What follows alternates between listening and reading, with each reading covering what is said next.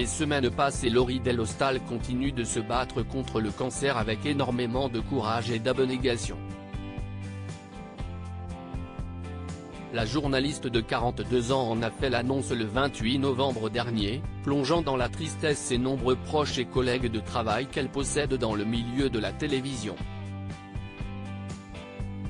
Il y a un mois tout juste on m'a dit « Vous avez un cancer », expliquait-elle à l'époque, avant de décrire son quotidien « J'ai découvert les IRM, Pescan, le PAC. Plein de médicaments pour ne pas vomir. Le bonnet de water polo glacé pendant la chimio.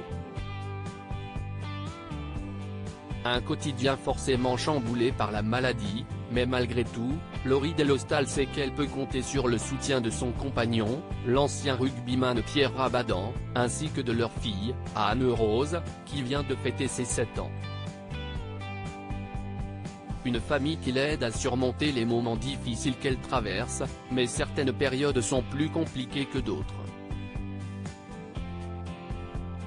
La semaine qui vient de s'achever, je suis allé aussi loin que l'on puisse aller avec des traitements qui reviennent inlassablement. En Chine fêter le nouvel an, mais ça tombe bien, c'était à 10 minutes à pied de chez moi, écrit-elle le 6 février dernier pour accompagner une photo d'elle dans les rues de Paris, où l'on peut voir des décorations du nouvel an chinois.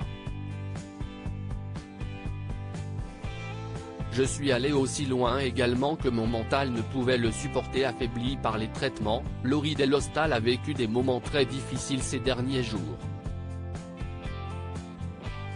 Je suis allé aussi loin également que mon mental ne pouvait le supporter.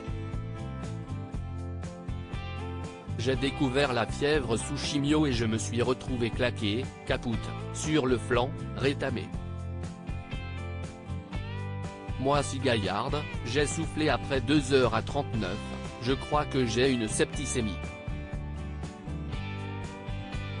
À l'entamé de la 3e nuit, j'ai dit sobrement, j'ai envie de crever, raconte-t-elle, avant de dévoiler le fond du problème. De profondes analyses plus tard, le verdict tombait, j'avais pris froid.